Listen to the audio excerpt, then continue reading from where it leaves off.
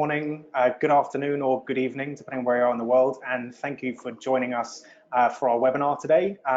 We are going to be talking about the tech it takes to find candidates in 2020.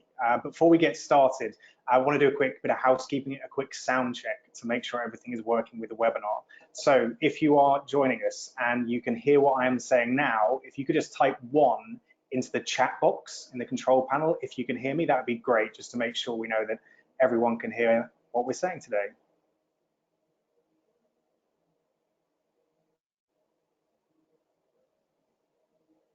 Perfect.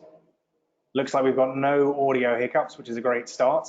So without any further ado, I want to introduce you to the people I'll be speaking to today. I think Matt and Hung are probably well known to most of you who are joining us today, and I'm really excited to be here talking to them because they truly are two of my favorite recruitment experts out there.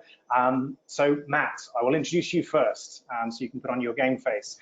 Matt is a strategic consultant. He focuses on all aspects of HR technology, recruitment marketing, and employer branding.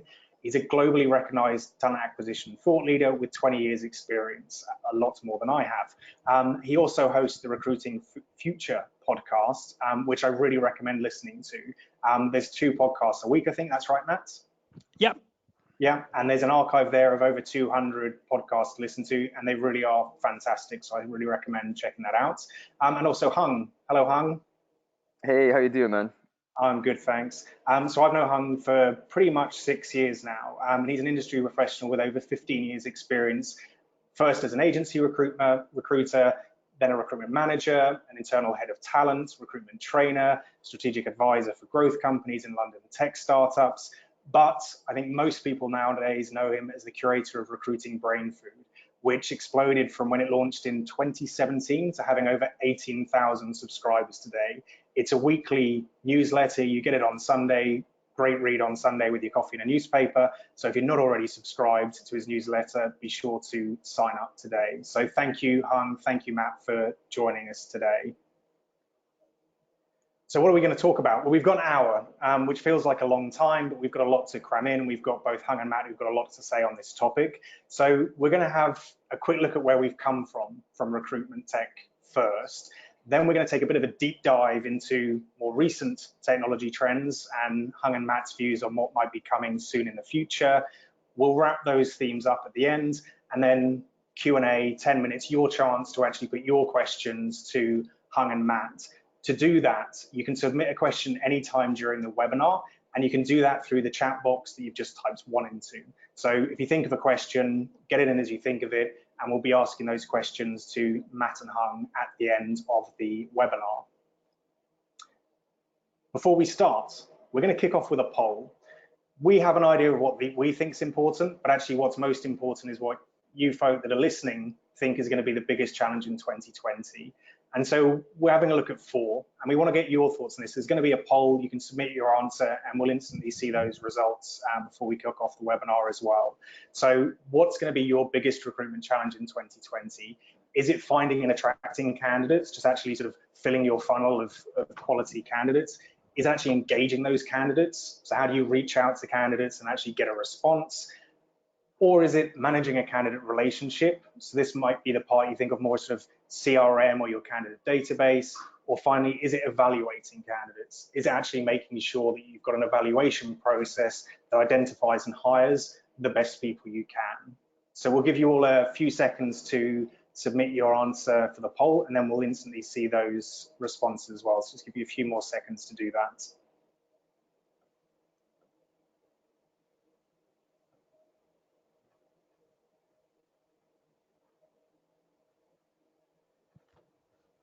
Fantastic. So there's the response. Hung, any surprises here? Finding and attracting candidates sort of pretty much a runaway winner here. Yeah, I would have thought engaging candidates would be a little bit closer to that, but it doesn't surprise me that the top of the funnel stuff is still focused for us in the recruiting game. And Matt, any thoughts on those poll results? Any surprises, or is that as you expected? No, that's pretty much as I expect, really. I think, as we'll see, and I know we're going to talk about it in a second, finding and attracting candidates is a massive challenge for most employers. And so we're going to cover all of those topics during the webinar. But first off, we're just going to have a look, a bit of a history lesson here from Matt and Hung about where we've come from in terms of recruitment technology. That's the reason why we're asking this question. Old. Yeah, it's like yeah, aging us massively here, Rob. That's okay. It's wisdom. That's what you get with age. So what we look at first is where we have come from. And Matt, I know you've been looking at this recently, and we chatted a bit about this before when we were preparing for the webinar, about kind of big changes over the last few decades that have impacted how we do our job as recruiters. Can you tell us a bit about that? I'm presuming I'm doing this bit because I am the oldest, or at least I look the oldest, maybe. Yeah. So if we sort of take a look at the diagram, which I think is the next slide. Really, I was kind of to me, I think the best way to understand the future and what's going to happen next is to actually learn a little bit about the past. And I think that we can actually sort of chunk a lot of the changes into recruitment into sort of into decades. So if you go back 20 years, that's pretty much when online recruitment arrived and changed recruiting massively. 10 years after that, so 10 years ago, we sort of moved to what I think I'm now calling the sort of the era of connected recruitment. Social media came along, mobile came along, and also cloud computing came along, which changed the way that lots of people engage with software, and lots of companies engage with recruitment software. We're now, I think, on the cusp of another decade of change. I've sort of called this intelligent recruiting. So looking at things like data, artificial intelligence, automation, all those kind of things. And really my message is, if you're bored about talking about artificial intelligence already, I have bad news for you, because I think it's something that we're going to be talking about for at least the next 10 years. So it's a really interesting thing, like those last 3 decades, like these are big trends that we've seen. I think it's not just in recruitment, these trends as well. These trends are bigger than just the recruitment industry. I mean, I think if you looked at other functions within a business or just companies as a whole, these have had an impact. And I mean, in terms of the recruitment specific impacts that we see either sort of more recently or sort of the current 10-year phase that we're in, what do you see as kind of the main changes that have happened, and what do you think will come in the future? Yeah, I mean, it tracks very much alongside that framework that Matt has outlined. Rewind back 10 years ago, particularly on the sourcing side, most people would either be searching an online database that you'd pay money for, or you'd be searching LinkedIn. Those are more or less the only 2 options that you'd be able to do your active sourcing on. The big change has really been with, as Matt mentioned, social technology. That's basically meant that candidate data, if you like, escaped from the database a little bit, massively so, in fact. And it meant that recruiters were able to identify people from all of this unstructured data. We called it big data back in the day, unstructured data, and then kind of infer who might be a viable candidate based on some of that digital exhaust they were producing. And then tooling came in basically to aggregate some of this stuff. Some of the early people aggregators came in to provide a single interface for recruiters to search really across that social web. And that really made, I think, sourcing a lot more efficient. We become much more easier. It became much more easier, if you like, to identify and find candidates than it did before. And just to add an additional comment on that, sort of the sourcing career path, if you like, at this point emerged as an independent discipline from recruitment as a whole. It was around this time that you had individuals that started calling themselves sourcers rather than recruiters.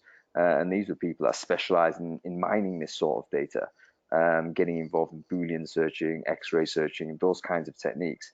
So I think that era, as Matt called it, the connected recruitment era, was the sourcing era, essentially, if you kind of take it down to the industry level. I think that's interesting, right? Because when you think of that, you say sort of the sourcing as somebody identifying as a sourcer, and actually the communities that build up around that. So, and actually the events that build up. So one of the events that sort of I go to, I've been to a few times the last few years, is SourceCon, and I think that generally is one of the sort of friendliest community events I've been to. Like, there is a lot of people there who kind of identify as sourcers, and actually the knowledge sharing across them is the thing that I think is most recognizable. So if there's sources listening that aren't familiar with SourceCon, definitely recommend checking out those events. I'm sure Matt and Hung have spoken to or sort of emceed those events before. Is it an event you've been to, Hung? I have. SourceCon's amazing. SoSu is also amazing. There's two really kind of excellent sets of sourcing events, and you're right. You know, the sourcing community has been, I think, a very positive development in our industry generally. Lots of great people, lots of knowledge share. Also, I think it's increased the diversity of the types of people that could do the recruiting job. You know, back in my day, back in your day as well, Rob, if you don't mind me saying, recruitment was 100% sales job. You know, you couldn't do it unless you're a telephone banger and you could knock down the door. Essentially, that was the job, and your research skills were very much secondary. But with the social era and connected recruitment, as Matt and using Matt's excellent term, it kind of allowed different types of people to come in. People who are a lot more analytical, perhaps less salesy, completely non-salesy sometimes. They actually ended up sometimes having fantastic careers within our industry because of their specialist skill set in mining this sort of information. And that segues quite nicely into the sort of first deep dive topic that we're going to look into. In fact, we've been talking about it probably for a couple of minutes now, but that's finding and attracting candidates. So let's have a look at this in a bit more detail. So Matt, what technologies should recruiters be using today to find and attract candidates, or what approaches should they be taking these days to find and attract candidates that differs from before? Well, as I said earlier, I wasn't surprised that it was the main area that came up in the poll. I've been looking at some data that my friends at Universum have sort of recently released about you know, what's going on in the market, and in one of their surveys they kind of identified that 54% of UK workers were potentially expecting to change jobs in the next 12 months. You know, so that means that people aren't staying in jobs as long as they used to. Everyone's kind of got an eye out on you know, where the next opportunity might be, and that creates a problem for employers in terms of retention. But I think the key thing about excuse me, finding and attracting candidates is how your organization stands out. So from a similar piece of research, Universum identified that individuals can be researching up to 30 companies, you know, when they're looking to change jobs. So there's no sense of, you know, brand loyalty anymore. So to me, the two most important things I think organizations need to focus on are building a sophisticated recruitment marketing strategy, and differentiating their employer brand from everyone else. And you know, and I think that it's kind of critical to do that. There are all kinds of bits of technology that might support that, from career site platforms to recruitment marketing software to content aggregation and distribution tools. But really, I think you have to start with that strategy of understanding your audiences and really thinking about what's going to make your brand stand out from a huge amount of noise and very, very short attention spans that the people you're potentially talking to have in a world full of digital distractions. I think it's interesting, like your point around sort of how many companies they're actually sort of researching or considering. I think going back to your dialogue about the big change the last 20, 30 years, and it feels odd now kind of saying, hey, the internet's this new thing. It's been around a while, right? But it's still having an impact on how we work. And I think that transparency of information is there now. So historically, or certainly, I mean, I remember when I sort of graduated and you were looking for jobs, there wasn't sort of the prevalence of things like Glassdoor to go and kind of research a company. You read what the company put out, possibly then in a printed brochure, but the actual access to information now is so much easier in recruitment, but in every sort of part of life. Like when you want to book a restaurant, go and have a look on OpenTable, a holiday trip advisor, and it's that kind of impact on recruitment as well. So I think that just sort of backs up your point around that employer brand. Hung, what do you see? Is that what you're seeing as well? Do you have any different sort of views on this side? Oh, well, I think when you say finding and attracting candidates, I would segment them as two different activities. You know, that could be sourcing or inbound as a division, and they're typically two different styles it's two different types of technologies that are involved in that, and often two different types of people using those technologies. So if Matt's talking on the attracting side, you need to have the employer brand proposition and stuff like that. Let me focus a little bit on the finding and the active sourcing bit. And the technologies I think people need to use. It's a combination really of technology and technique. Sometimes you lean a little bit on technology if your technique's a little bit weaker. Other times maybe your technique's strong enough not to have to lean on the tooling as much. And it's really up to the recruiter or the source in question, what style of sourcer they typically are. But of course, we talked about the huge amount of data that's out there. If you're a recruiter that has the capability of handling data, scraping data, for instance, putting it taking it from one system to another system, even when it's technically not designed for that. I think they're very, very premium skills for a recruiter to have on the finding of the candidate side. Yeah, and I think one of the things that I find actually here in terms of this crossover between sort of the inbound versus sourcing, and it does go back to your point around sort of that sourcing function existing, that sort of 10 years ago, we started to get, well, it's actually years ago, but sort of in the recent history, we started to get more data available. So sort of you were able to find people data on the web. And so this skill set arose around, well, how do you actually go out and find that sort of Boolean and X-ray search and actually be able to aggregate that data as a human? And I think technology lagged a bit behind that. Technology gave us access to that information, but it was actually a specific skill set to interrogate it. And where I see now that sort of the technology's caught up, that technology can now find those people better. So sort of when you look at people writing sort of very long Boolean queries or X-ray searches, technology is now able to do that very well. It is able to do sort of pattern recognition to say, well, if this is the role you're looking for, we're going to create that Boolean string for you, search the web, look at all that data. A computer can do that far better than a human. So that then left the challenge of, okay, so now it's a human skill to reach out to them. And we're going to get onto that in the future, but in the next section. But I think the next stage of technology is saying, well, now we've actually sort of shown that a computer can better search that information, better actually get that long list of people who might be a fit. But how can they actually, technology then advertise to those people? Because it's now a very human process. You get a list of 300 people, and to be honest, what we see a lot of happening is spam, like recruiters just spamming those candidates and saying, well, if we email them enough of those people will reply. But I think that next step for technology is to say, well, here's the relevant people. How do we turn those candidates into applicants instead of people that we're having to put very labor-intensive resources in to sort of one-to-one reach out to them? And I think that might be a shift we see in the next kind of 5 years there. But that's my take on it anyway. It's already an issue, Rob. That challenge of personalization versus scale. They're fundamentally at odds. You throw also another perspective about privacy issues with personalization. Again, those two principles are fundamentally at odds. So yeah, recruitment is probably in a very similar place to marketing is right now, where we have a lot of tech that if we kind of went full bore on it, we could use the tech to its maximum effect. But we're going to start kind of rubbing up the wrong way against certain laws that are out there. Certainly ethically questionable. I think that conversation's already been having for the last couple of years now. So yeah, it's going to be interesting times for us in recruiting. How do we actually play this one?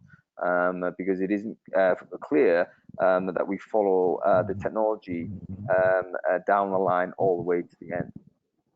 This is one thing actually you touched on there in terms of that sort of sales and marketing look and feel of some of this. And I think one of the things that I hear quite a lot, which I think is actually a bit of a myth in recruitment, is that recruitment technology is sort of 5 or 10 years behind sales and marketing technology, which is also thinking about funnels and personalization. I don't think that's the case. I think maybe 10, 15 years ago it was, but I think the last 5, 10 years, we've seen much more recruitment technology come about. And when I look across the sort of our sales and marketing teams, I don't see them using far more advanced technology for what they're doing. Do you think there's become a sort of a parity now across functions that recruitment isn't the sort of the poor cousin when it comes to what technology they have available to find and attract candidates? Yeah, I mean, I think that's an interesting point, and I think that, to be honest with you, broadly, the technologies are very similar. You either have employers who are using technologies, the same technology, as in marketing, or there are obviously recruitment tech vendors who have adapted key pieces of technology from marketing for use by recruitment. So I don't think technology is the issue. I think it's actually the knowledge, the skills, and the resources to use that technology to craft messages, to understand audiences, to stand out, to navigate privacy, and laws and all that kind of stuff. I think that is probably where recruitment is lagging behind its marketing cousins, actually in the skills and the time and the resources to actually use those tools in a way that's going to attract people's attention and engage with them in an authentic manner. I think that leads. Oh, sorry, Hung. Do you want to finish off? No, yeah, I would just say that actually I think recruitment is slightly behind marketing, and the only reason why that's the case is because we do more than just what marketing do. I would say marketing's full-time job is to do use tooling and build brand and use all of that technology, whereas recruiters, it's kind of we use that technology for a purpose, which is to generate an interested candidate, and we then have to manage that candidate through the process. So there's a lot more we do once we've used that marketing type of tech, which I think ultimately means, of course, we're not going to be as fluent with it as our marketing cousins might be. But that's nothing to be ashamed of. That's just simply we have a different job.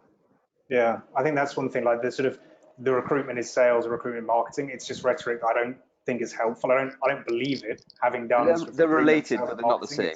Yeah. Recruitment is recruitment.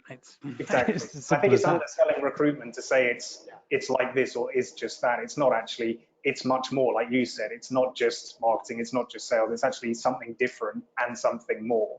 But that's probably a whole webinar we could discuss just that topic. So I don't want to get too sidetracked. But what you were talking about, Matt, and also Hung, leads into the next topic that we wanted to discuss, which is actually engaging candidates. And in this one, we're thinking much sort of about that first contact. How do you get someone from sort of, this is an interesting profile, so this is someone we're speaking to about a role. And this can be a real challenge. And it goes back to that sort of, is it personalization? What is it that makes sure that when you reach out to somebody, you get a response? So Hung, what advancements do you think there have been, or what tools do you recommend? You've spoken a bit about augmented messaging when we were discussing preparation for this webinar. What is augmented messaging? Why is it helpful? Why should people be thinking about it? And what type of tools out there are there? Yeah, well, I mean, I think that there's been an explosion of these small bits of technology to help with this part of the process, because one of the outcomes of being able to generate candidates more easily is that the noise factor has actually gone up from the candidate's point of view, and therefore their attention span has gone down. So it's the solving of one problem actually leads to the other. And we've seen these engagement tech startups start emerging over the last 5 years or so. Augmented messaging in simple terms is basically software that helps you write a better message. That's usually email, can be text, but most of them are email as far as I know. And there will be tools that could literally perform the role of an English teacher and kind of look at your copy before you send it and say, oh, you're using too many clauses in there, drop those adjectives, use language in a different way. Grammarly, I think, is a product that does this. Or it could be technology that somehow tracks the receiver's behavior. So they understands when this person typically opens an email, let's say, or they understand what type of email this person typically responds to in terms of word length. And then that can help you kind of construct a message for that particular person that may be more effective than you just writing it blind. So I think Crystal Knows was one of the earlier products that, and probably still the most popular product of this type. I think it was a Gmail plugin or something. So these types of apps have certainly emerged, and a lot of recruiters are definitely using them. And you've mentioned one there, Crystal Knows. And so with Grammarly, I haven't used it myself, but I know, Matt, you'd mentioned this as well, that Grammarly is sort of there to help improve the quality of your writing. And I think sort of as a layperson in writing, I know what good writing looks like. So I can see if something's improving my email, that yes, the outcome of that is a better written email that's more likely to get a response. Crystal Knows is slightly different, right? That's going into the sort of understanding the personality of the recipient and saying, actually, you should adapt what you're writing to better appeal to this particular person. That then becomes far harder to validate, because I'm not a psychologist. I don't know necessarily that this is right. It's not just better copy, it's changing the type of thing that we're looking to get. How much trust can we place in that type of product? Like, do we just validate it by increased response rates? Do we just believe it off right? Because there is a difference, right, between just better English and a more appealing language based on the recipient. Yeah, I mean, I think when it comes to using technology and machines to help with these kind of tasks, it's just critically important to understand what they're actually doing.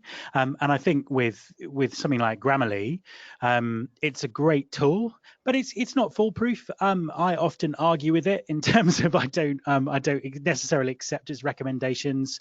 It's got this kind of sentiment analysis tool that it's added, but it's very open and transparent about the fact that it's still building that, and it's kind of getting it wrong. And I think other tools that are promising, almost to work like magic in terms of analyzing people's personalities, unless you kind of really understand how that works, and that's based on a really robust and scientifically accepted system that's transparent, I would say use with caution, because there could be all kinds of bias, misconceptions, and just stuff that doesn't work in there. It's also worth saying that, as these tools become more ubiquitous, I wonder whether we're going to lose a lot of the personality out of messaging. If everyone ends up writing perfect Grammarly style messages, we are going to lose a lot of character. Everyone will end up just receiving the same message, really, with the same tone, the same type of style, and everyone's going to be. I wonder whether ultimately that will then reduce response rates even further, simply because all the words are the same. Yeah, and I think that's a really good point. And I think again, having the skills on your team, or access to the skills on your team that understand things like tone of voice and sentence lengths and how to use copy to really engage with people is critically important. And it goes back to that thing I was saying about marketing skills. And Hung, you mentioned just then that if we all end up writing perfect emails and they're all sort of from the same advice from something like Grammarly, that it gets plain and therefore response rates go down. But you'd mentioned sort of a few other ways that you see recruiters using email, sort of rich email with video. Can you talk a bit to that? Yeah, absolutely. I mean, I think as soon as sort of text became, sort of email became able to support moving images, GIFs and stuff like that, there was a period where everyone was sending these moving images, and now, of course, it's still something that people do now with videos. Sometimes, not sent as attachments, but really inline, play on open type tooling. Some good tools out there. Lemlist is probably one of the most popular ones that experienced recruiters use. A cool French-based company, and they've got some amazing stats to say actually their open rates and their engagement rates are absolutely through the roof. And I can believe it, because if people haven't seen this style of messaging before, it will of course help you stand out, but it will also run into the same problem of ubiquity at some point, in the sense that if everyone ends up using it, then everyone will be familiar with it, and therefore engagement will go down once more, and we're back to doing more tricks. So fundamentally, all of these augmented messaging and engagement tech type tools, I think I do call them tricks, and I hope they're not offended by me saying that, but they'll provide incremental value for the time being, but once they become ubiquitous, everyone's doing it, it becomes cliche, and the response rates will drop back down again. I think fundamentally what recruiters have to do is really understand why it is so difficult to get responses from candidates, and then really compare that to the people that we do get great engagement from. Why do our mates get back in touch with us? We're not using trickery or technology there. I'm not using augmented messaging when I'm sending Matt a text. He gets back to me if I send him a text. You sure? Actually, he doesn't get back to anybody. He's really rude. But yeah, don't text Matt. No, I joke. But the point is, because we've got a relationship, there's no need for us to layer on the tooling or techniques to generate a response. And I just wonder, in the near future, maybe recruiters will be starting to shift more towards this relationship building mindset, rather than this, hey, I need to kind of trigger a response using some sort of cool bit of tech or cheeky technique. I think that's the same. Like when we think about sort of the video that you mentioned and kind of embedding video in line in email, the key is the same, whether it's video or whether it's text, it's the content that matters. Like when sort of putting GIFs into email became popular in videos, the first sort of 100 of those I got, it was just cute dog picture. I'm like, okay, this might look like it's going to grab my attention, but there's nothing to do with what you're trying to do and adds absolutely no value. So it's the same thing, like, is the video you've got actually useful, informative, valuable, not just that you've got a video in the email. But you mentioned that sort of the building the candidate relationship, and if you've got that in place, some of these tips and tricks become less necessary. And we're going to talk a bit more about that next. But actually, it reminds me, Matt, you were saying in terms of getting back to basics, like video and email, things like Grammarly, building the relationship. You mentioned getting back to basics, and just one of the kind of curses of recruitment, just getting back to people. Yeah, and I think it's very easy, particularly with webinars like this, to get very excited about advanced technology and chatbots and AI and things that write messages for you and all that kind of stuff. You know, I've got a close member of my family who's looking for a job at the moment, and you know, watching the recruitment process through their eyes is just a massive eye opener. And the number of organizations that haven't even got their ATS set up properly to provide an automated email to say that an application's arrived, or you can't save an application when you're working through it, or you know, recruiters provide you with emails and phone numbers to contact them to ask questions, but then, you know, don't answer the phone and don't respond to you. It's like, well, why would you offer that as a candidate communication channel if you're not set up to deal with it? So I think you know, cutting through all of this technology, it's really important that people you know, stress test their processes and their ways of working and make sure they've got those very, very basic things covered, because ultimately they're the things that matter the most to people actually, you know, at the other end, you know, at the other end being recruited or going through a recruitment process. And this isn't a new issue. Like, people not hearing back after an application is sort of an issue as old as recruitment itself. So if we're now talking about sort of AI, data science, blockchain, these advanced technologies, how have we not solved that one? I mean, you've been a recruiter. Like, why hasn't this been fixed yet? Because for a recruitment business, it's not a problem. We need to be realistic about what the incentives are for a recruiter to respond back to every candidate. And right now it's close to zero. We've got misaligned incentives essentially between the individual recruiter and the wider brand that that person works for. To give you to speak very plainly, an internal recruiter is typically given a headcount of recruitment heads that they need to recruit. Anything that kind of doesn't help that person do that is admin, which is extra work, which takes away, therefore, from him or her delivering against that target. So as long as we kind of incentivize recruiters in this way and not think about candidate experience, not incentivize against or those other things, their behaviors are going to be driven in that regard.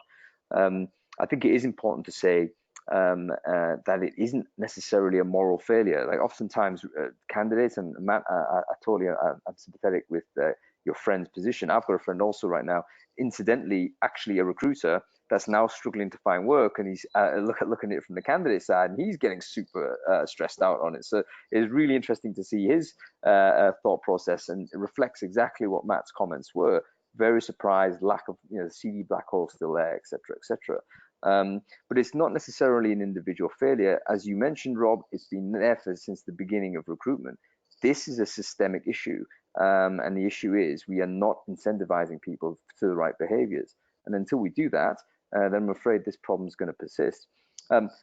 We could solve it with tech, and here's where I might disagree with Matt, because one of the main values, I think, of something like a chatbot is that it should be able to give constant updates to a candidate on their journey.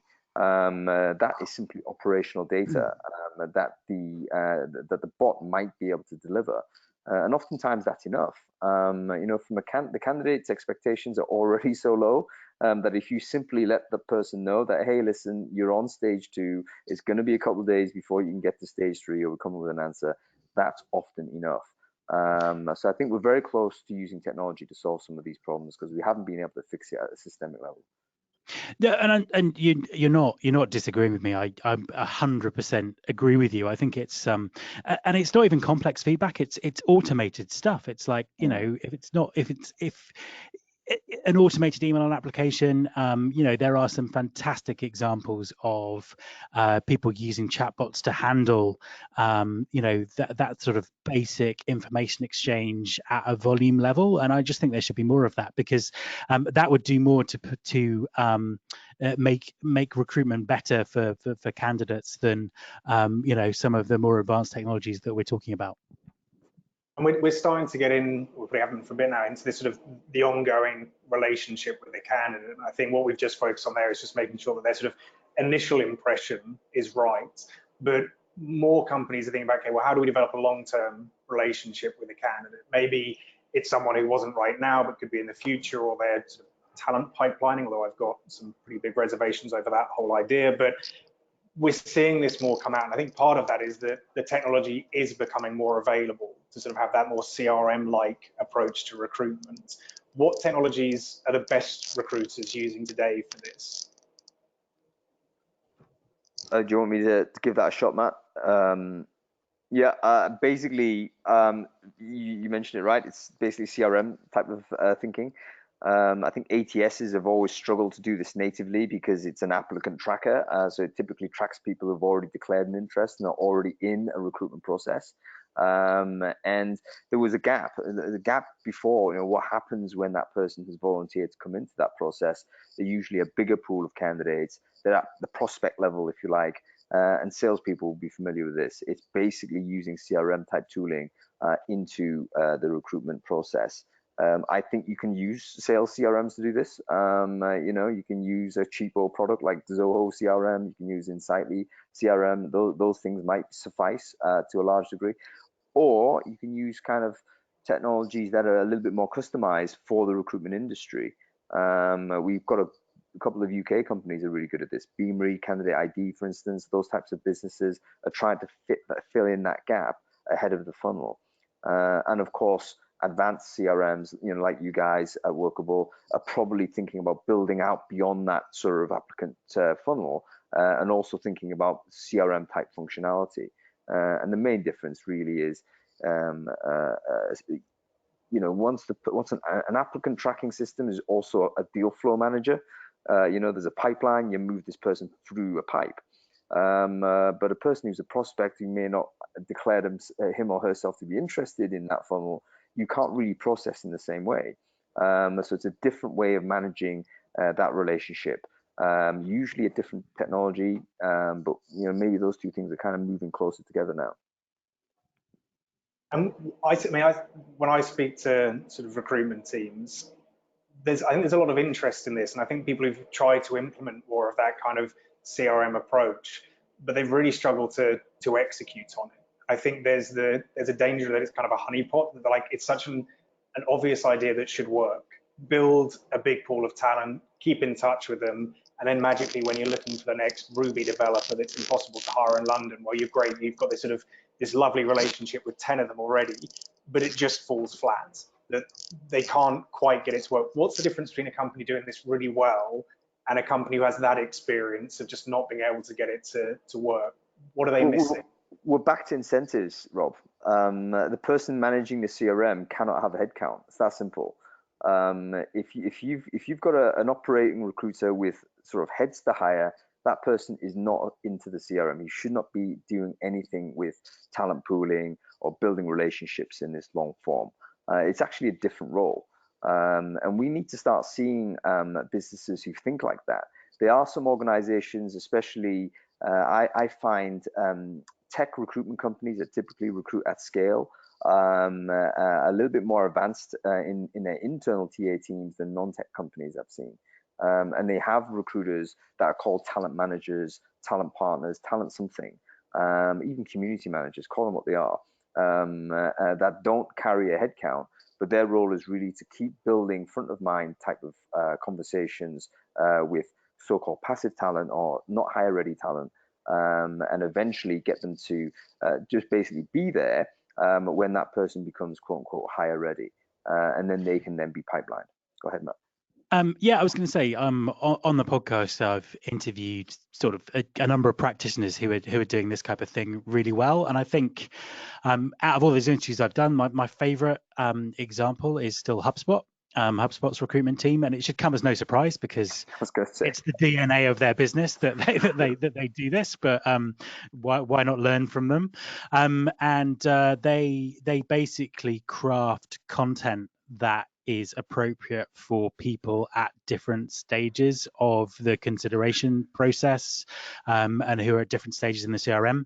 And they take that all the way through to the recruitment process, and they look very hard at their data, and they try and examine how and where people are falling out of the process. So enough people aren't applying, or people are applying but not getting through to interview, or people are not accepting offers, and then analyze why that's happening, and then come up with content that addresses misconceptions or perceptions that might be driving that in their pipeline, and they'll push that content out in the kind of the most appropriate format for the audiences that they're talking to. So it's a really good example of doing this. Obviously, to do that, they have someone whose job it is. I think there's only one person, but there's someone who's sort of producing that content and trying to solve those problems in almost real time.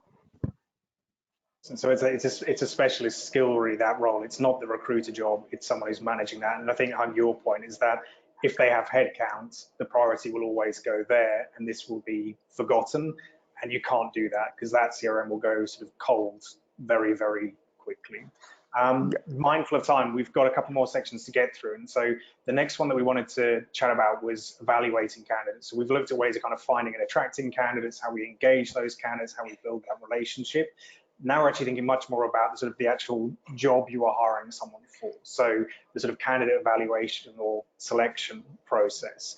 And I think this is something we've said that the world has changed a lot, technology has changed a lot, but I don't think we've seen the evaluation process change much. And Hung, this was something that you were sort of talking about, particularly around kind of the persistence of the CV. Yeah, absolutely. I mean, let's say 20 years ago, you only had a couple of ways to evaluate. Everyone had the same way to evaluate someone. It was a kind of a self-reported document, the CV, that you make some sort of assessment on based on what the words on that document. You do a telephone interview. Does he or she sound right? So-called qualify for them that way. Then you meet them face to face, and that's probably your kind of sniff test, if you like, using Seth Godin's words.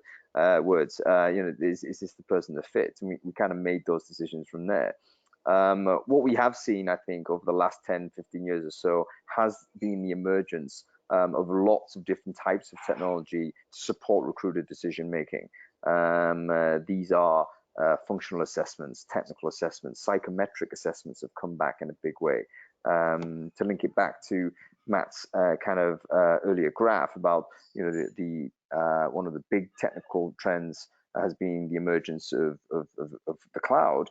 That has certainly brought back psychometric assessments, because suddenly it's made it a lot cheaper for psychometric assessments to be deployed. Lots more companies can use them without having a consultancy come in and charge 50 grand for setting a psychometric for you. And that's kind of produced a lot more usage of these tools. I think we all know that the old way of doing it is obviously stacked full of unconscious bias. It also gives you no competitive advantage, because if everyone else is doing the same thing, you're there ipso facto not going to get any better. And so yeah, assessment tech is definitely a huge thing. I'd be surprised if a decent skills business isn't using some sort of assessment tech in their recruitment funnel at this point. I know it was a friend of all of ours, I think Matt Buckland, who's their head of talent at Rainmaking Venture Studio. He was saying recently, this is a relatively small company, but he ran a test, and he decided that instead of showing hiring managers CVs, he'd actually get candidates to take an assessment first, an assessment that was designed with the team to evaluate someone's suitability for the role. And so what he presented to the hiring managers was actually the results of those tests, and they then ranked them in order of suitability. Who do they think was the best candidate, who was the worst? He then separately gave them the CVs to rank with no idea of which assessment was done by which candidate, and sort of lo and behold, the correlation was non-existent. There wasn't a correlation between how well they did on assessment and how well they did on a resume. I asked him, like, does that mean you'd get rid of CVs? And it was interesting. He said, it's not a reason to get rid of CVs on its own. Like, they're a useful document and the assessment is useful, but that's not to say that they'll always correlate. And I think what you were saying around sort of software and democratizing assessments is something we've definitely seen over the last sort of 10 years. And I think we'll see more of it, where software and sort of SaaS software in particular is making it available to companies. And when we deal with sort of smaller companies, the issue isn't always just cost, it's knowing which assessments they should be doing. And I think software is able to solve that for them as well, and actually say, well, look, if this is the type of role you're hiring, this is the right type of assessment, which is expertise that a small company doesn't always have. And that can obviously sometimes be the most expensive part. Matt, you had some thoughts on this as well, I think sort of closely aligned to Hans. Do you want to expand on that a bit? Yeah, absolutely. Before I do, if you want to know more about Matt Buckland's experiment, you can find him on episode 227 of my podcast, which was published last week. So he goes into detail about what he did and why he did it. And it's interesting, actually, because this is a topic that's come up time and time again on my podcast this year. I even actually just recorded an interview about assessments just before I came on this webinar, and I think that it's a fascinating area. There is a deluge of technology out there and experimentation, but I think there's a fundamental issue around all of this, which is a lot of companies don't actually know what they're assessing, because they don't actually know what good looks like in their hiring. So, lots of businesses are changing. They're having to recruit new types of people with new types of skill sets and new sort of types of outlook. And, actually understanding what good looks like in that context is kind of really important, because it's with all the best technology in the world, you can't really assess someone if you don't really understand what you're looking for, and time and time again that seems to come up as an issue.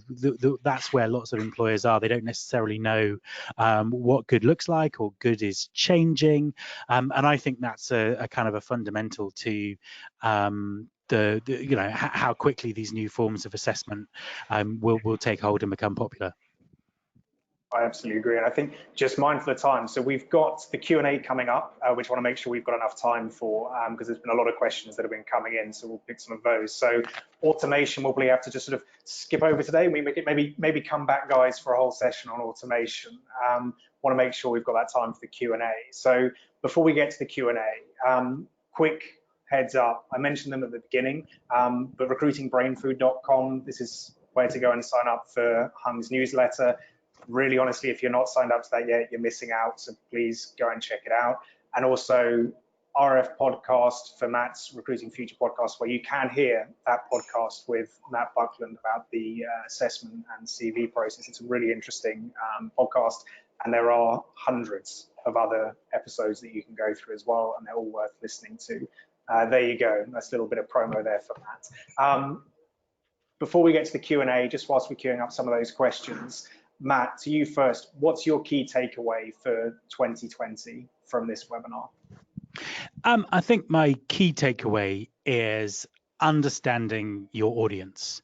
So, with all the best technology in the world, if you don't actually understand the people that you're recruiting, where they are, what motivates them, what they're interested in, what kind of drives them, I don't think you're really going to get very far. And I think it's really important to build strategies first and use technology to support and deliver on those strategies, rather than buy technology and then try to retrofit your strategy around it. That's kind of my biggest takeaway. 100% agree on that. And Hung, what's your big takeaway for 2020? I think it's all about audience. This is now kind of probably my mind has been hyper focused on that, having built, if you like, an audience type of business now with Recruiting Brain Food. But it has sort of underlined for me the need to get people's attention. And one of the ways I've discovered to do that is to do audience building rather than engage in engagement trickery. So I think that's fundamentally should be applied to recruitment. We need to think about why do we give attention? Why can't recruiters get attention? Can we adopt some of the ideas that we have already learned from podcasters, media people, etc.? Can we adopt them and use them for what we have to do in our work? Perfect. And I think just before we get to the Q&A, just whilst we're queuing up the questions that have been coming through, we've got a quick poll before we get to the Q&A, and we've just got 10 minutes for that Q&A, which is great. We're bang on time. And that's just to know if you would like to see a demo of Workable. For those of you who don't know, Workable is a recruitment software. It's used by 20,000 companies globally to make 1 million hires, everywhere from finding candidates, evaluating candidates, and automating the process. So if you'd like to see a demo of Workable with one of my lovely colleagues, just let us know and we'll be in touch. If not, that's absolutely fine.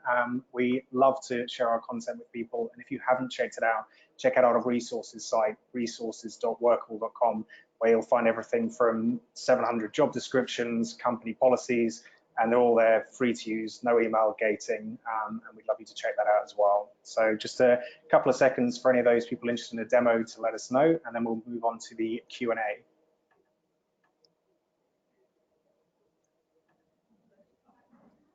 Perfect. So I think one of the things we've actually touched on all the way through this, and Matt, you spoke to this a lot, and this is a question for you. Outside of Glassdoor, which is the well-known kind of employer brand site, I guess, like where people find out about you, how can a company begin to build an employer brand? And that's a question from Zach. Yeah, good question. I think what you have to think about is what are the very first touch points that someone has with my organization. So by the time you get to something like Glassdoor, they're obviously actively researching your brand, but it's thinking about how you influence people before they get to that stage. So sort of tracking through and finding out how your audience is searching. Are you coming up in searches? What kind of reputation do you have?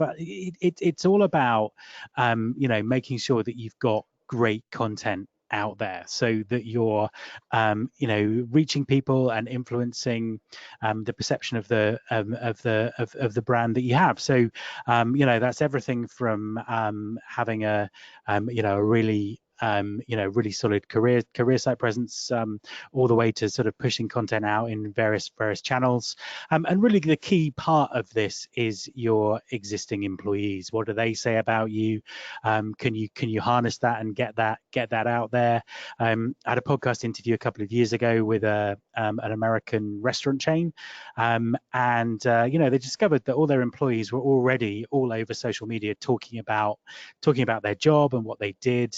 And they did a fantastic employer brand exercise by just hashtagging that content together, by just looking at what was already out there and finding that actually it was overwhelmingly positive and just making it easy for people to find. So, what are your employees saying about your organization? Are they doing that in public? Can you encourage them to say nice things in public? If there's already some great stuff out there, how can you aggregate that to really sort of tell your story and get your message out there? I think it's interesting because when I'm speaking to companies, I think brand is so much more than just your website. So your career site is important, but it is much more than that. In fact, your employer brand is far more sort of impacted by what you say, like your current employees talking about you. And this is similar for Workable. Our website is a way of communicating our employer brand, but it's not it. It's what our salespeople say on every single call, on every single email. It's when you go to the pub on a Friday night, how do you talk about your company? And I think there is an opportunity to sort of you're not trying to educate people on these are the lines you must use whilst in pub on Friday, but understanding how they talk about you, because actually that is your brand. Like you can have 3 values on the wall like honesty, transparency, and work-life balance, but if that's not actually the experience of your employees, it becomes across as a little bit false. On to the next question, one for you here, Hung, and this one's on something we haven't actually touched on. We touched on assessments, but not on video interviews. And the question is, what trends are you seeing with video interviews and what technology is available? I think async video interviews have more or less become fairly standardized. So it's a mature market now, pretty simple how it works. Asynchronous simply means that there's only one person on screen at any one time, typically the candidate responding to questions that have been preset. That's been a proven use case, especially when you're dealing with high volume application scenarios. So I'd be pretty certain that if you're not using that and you've got a situation where you've got lots of applicants coming in, it should be a tool that you would use. The real advancement on video interview has probably been looking at sort of micro expression analysis. And can we actually make predictions based on how this person appears on video in terms of their performance? And HireVue is sort of pioneering this drive, not the only video interview platform that's doing that. I think Harvard and Netherlands do it as well. Pretty certain in terms of the product roadmap of video tech, this is the direction of travel you should go in, but obviously it's coming up against a huge amount of ethical concerns, legal issues as well. I think it's a bit of a minefield. Personally, as a kind of a tech lover, I've got a lot of sympathy for the tech itself, but I think it's going to run into too many legislative problems for it to achieve wide adoption. Yeah, I think sometimes there has been a big backlash against that. I don't think against video interviews generally, like the asynchronous video interview.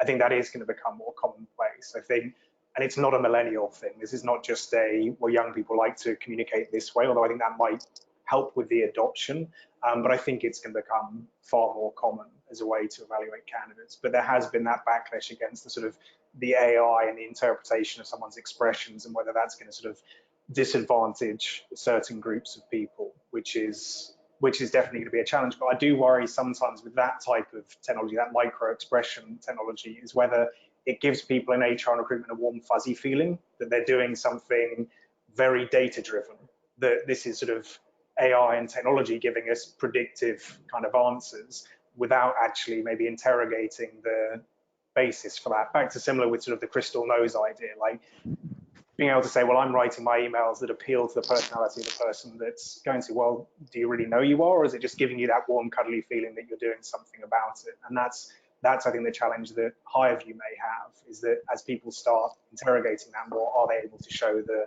actual response and get over the ethical issues that they're facing? I mean, we're not getting into the AI part of video interviewing, but Workable's releasing a native video interview feature next year, which is that asynchronous video interview. So either used in place of a phone screen or used to supplement the application process, but not go down the sort of micro expression route yet. I think we're a bit away from that.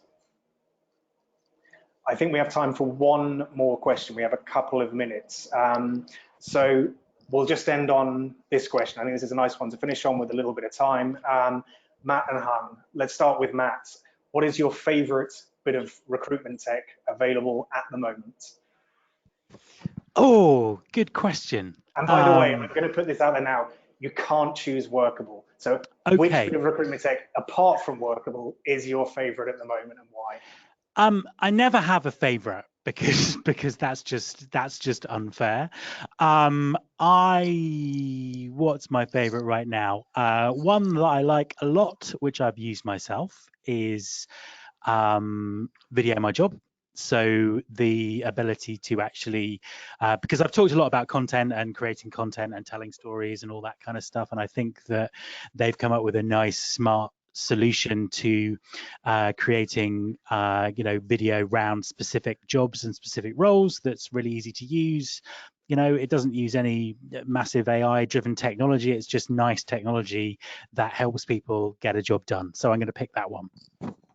A practical solution. And Hung, your favorite bit of recruitment tech at the moment, and why? Yeah, it's anything that helps with interview scheduling. I do think it's always been my bugbear. Even when I'm not an operating recruiter now, I know booking things into calendars is such a pain. Even using kind of, I think things like Calendly could go halfway there. But there's actually tooling now, AI driven again, that will help, I think, get rid of this problem. So products like Good Time out in the US, I think have got a great chance of being a success here.